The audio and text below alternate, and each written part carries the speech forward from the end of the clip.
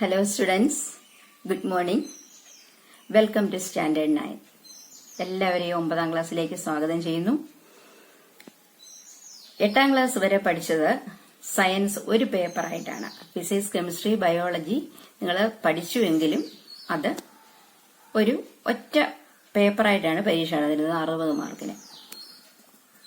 ഈ വർഷം മുതൽ physics, chemistry, biology separate papers ആണ്. ഓരോന്നിനും 40 മാർക്ക് വീതമാണ്. അതേപോലെ English 80 mark, maths, social science ഈ 3 വിഷയങ്ങളും 80 മാർക്ക് വീതമാണ്. ബാക്കി എല്ലാ വിഷയങ്ങളും 40 മാർക്ക് വീതം. അതാണ് പരീക്ഷയിൽ വന്നിട്ടുള്ള ഒരു ചേഞ്ച് വരുന്നത്, നിങ്ങൾക്ക് 8ാം ക്ലാസ്സിൽ നിന്ന് വ്യത്യസ്തമായിട്ട് വരുന്നത്. അപ്പോൾ എല്ലാവരെയും 9ാം ക്ലാസ്സിലേക്ക് ഒന്നുകൂടെ സ്വാഗതം ചെയ്യുന്നു. ഇത് നമ്മുടെ ബയോളജി ക്ലാസ് ആണ്. ബയോളജി ക്ലാസ്സിനെ കുറിച്ച് പറയുകയാണെങ്കിൽ ജീവജാലങ്ങളെ കുറിച്ചുള്ള പഠനമാണ്. 8ാം ക്ലാസ്സിൽ നിങ്ങൾ caskets of life, basic unit of life ഇതെല്ലാം പഠിച്ചു കഴിഞ്ഞാണ്. ഇനിയും നമുക്ക് 9ാം ക്ലാസ്സിലെ ബയോളജിയിലേക്ക് പോകാം. We know that Earth is the planet on which we live. The conditions favorable to support life are probably found on Earth. We get all things for our existence from Earth. So, Earth is called Mother Earth. നമ്മുടെ ജീവന്റെ നിലനിൽപ്പിന് ആവശ്യമായ എല്ലാ വസ്തുക്കളും നമുക്ക് കിട്ടുന്നത് ഭൂമിയിൽ നിന്നാണ്. അതുകൊണ്ട് ഭൂമിയെ നമ്മൾ മദർ എർത്ത് എന്നാണ് വിളിക്കുന്നത്. Life make earth unique. Life exist in soil, water, air etcetera. മണ്ണിലും വായുവിലും വെള്ളത്തിലും എല്ലാം ജീവനുണ്ട്. Part of the earth where life exist is together called biosphere. ഈ ഭൂമിയിൽ ജീവൻ നിലനിൽക്കുന്ന എല്ലാ ഭാഗങ്ങളെയും കൂടെ കൂട്ടിച്ചേർത്ത് പറയുന്ന പേരാണ് ബയോസ്ഫിയർ, അല്ലെങ്കിൽ ജീവമണ്ഡലം എന്ന് മലയാളത്തിൽ പറയും. ജീവമണ്ഡലം or biosphere. All living things depend on non living things for their survival. നമുക്ക് ജീവജാലങ്ങൾക്കായിട്ട് മാത്രം നിലനിൽക്കാൻ പറ്റത്തില്ല. നമ്മളെ ജീവനില്ലാത്ത വസ്തുക്കളെ മണ്ണ്, വെള്ളം, വായു, സൂര്യപ്രകാശം ഇതിനെയൊക്കെ ആശ്രയിക്കുന്നുണ്ട് നിലനിൽക്കാൻ വേണ്ടിയിട്ട്. അപ്പം നമ്മുടെ ഈ നിലനിൽപ്പിന് ലിവിംഗ് തിങ്സും നോൺ ലിവിംഗ് തിങ്സും തമ്മിലുള്ള ഒരു ഇക്വിലിബ്രിയം ആവശ്യമാണ്. An equilibrium is essential for the existence of life. But nowadays, due to human activities, this balance is disrupted. We know that the human activities like leveling hills, sand mining, deforestation, industrialization, reclamation of paddy fields, etc. leads to the imbalance in nature. നമ്മുടെ വനനശീകരണം, വാണിജ്യവൽക്കരണം ഇതെല്ലാം, മണൽവാരല്, പാടി fields ഒക്കെ നികത്തുന്നത്, ഇതൊക്കെ ഈ പ്രകൃതിയുടെ ബാലൻസിനെ തകിടം മറിച്ചിരിക്കുകയാണ്. ഈ കണ്ടീഷൻ തുടർന്നാൽ ഭൂമിയിൽ നിന്ന് ജീവൻ തന്നെ തുടച്ച് മാറ്റപ്പെടും. Life will be wiped out of earth if this condition prevails. So it's time to unite and to regain our green earth. നമ്മൾ കേട്ടിട്ടുണ്ട്, ചെടികൾ നട്ടാൽ നമ്മൾക്ക് എർത്തിനെ സംരക്ഷിക്കാമെന്ന്. എർത്തിനെ സംരക്ഷിക്കാൻ ചെടികൾക്ക് എങ്ങനെയാണ് സാധിക്കുന്നത്? നമുക്കറിയാം, ഇപ്പം ഒരു മേജർ എൻവയോൺമെന്റൽ ചലഞ്ച് എടുത്താൽ ഗ്ലോബൽ വാർമിംഗ്, ആഗോള താപനം. എന്താ ഗ്ലോബൽ വാർമിംഗ് എന്ന് പറഞ്ഞാൽ? അറ്റ്മോസ്ഫിയറിക് ടെമ്പറേച്ചർ റൈസ് ചെയ്യുക. എന്തുകൊണ്ട്? കാർബൺ ഡൈ ഓക്സൈഡിന്റെ എമൗണ്ട് കൂടുന്നതുകൊണ്ട്. ഇപ്പൊ increased atmospheric temperature due to high concentration of carbon dioxide in atmosphere is global warming. By planting more and more trees we can control this global warming to certain extent. ചെടികൾക്ക് ഈ global warming തടയാൻ, അല്ലെങ്കിൽ carbon dye oxide തടയാൻ എങ്ങനെയാണ് സാധിക്കുന്നത്? നമ്മൾ lower ക്ലാസ്സസിൽ പഠിച്ചിട്ടുണ്ട്, plants prepare food using carbon dioxide and water in presence of sunlight and chlorophyll. You know the name of that process. ആ പ്രോസസ്സിന്റെ പേര് നിങ്ങൾക്കറിയാം. അതാണ് ഫോട്ടോസിന്തസിസ്. ഫോട്ടോസിന്തസിസ് എന്ന് പറയുന്ന പ്രോസസ് അറ്റ്മോസ്ഫിയറിലെ കാർബൺ ഡൈ ഓക്സൈഡിനെ കൂടുതൽ അബ്സോർബ് ചെയ്ത് കൂടുതൽ ഓക്സിജനെ റിലീസ് ചെയ്യാൻ സഹായിക്കുന്ന ഒരു പ്രോസസ്സാണ്.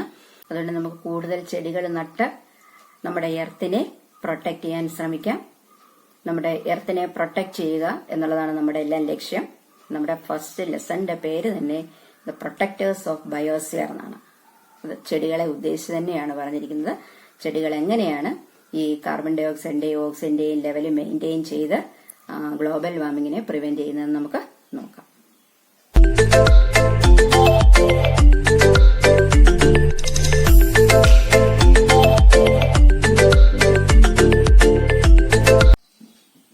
Now let us discuss how plants maintain oxygen and carbon dioxide balance in atmosphere. Plants absorb atmospheric carbon dioxide. Atmospheric carbon dioxide is absorbed by plants. These plants prepare food and release oxygen. Glucose is the food and it releases oxygen. Atmospheric oxygen. Animals use this oxygen and glucose. Animals use glucose and oxygen and they breathe out carbon dioxide. As a result of respiration in plants and animals, they give out atmospheric carbon dioxide. Plants absorb carbon dioxide from atmosphere and prepare food by the process called photosynthesis. Photosynthesis. By the process of photosynthesis, plants prepare glucose and release oxygen. Plants and animals respire and give out carbon dioxide back to atmosphere. This process of photosynthesis helps to maintain oxygen and carbon dioxide balance in nature. Along with carbon dioxide, water should also reach the leaves for photosynthesis. Carbon ഡയോക്സൈഡിനോടൊപ്പം വാട്ടറും ലീവ്സിലെത്തേണ്ടതായിട്ടുണ്ട്. How do they reach the leaves? Path of carbon dioxide. Carbon dioxide from atmosphere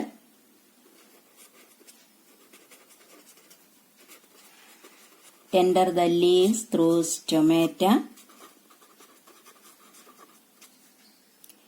and inside the leaves.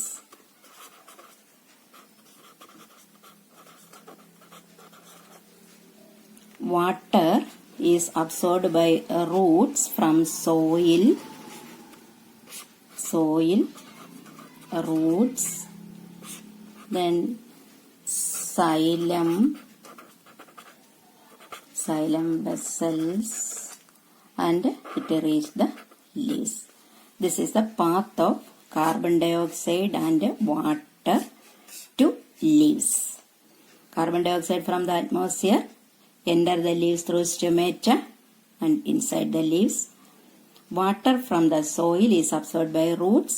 From the root hairs, it enter the xylem vessels in the stem and inside the leaves.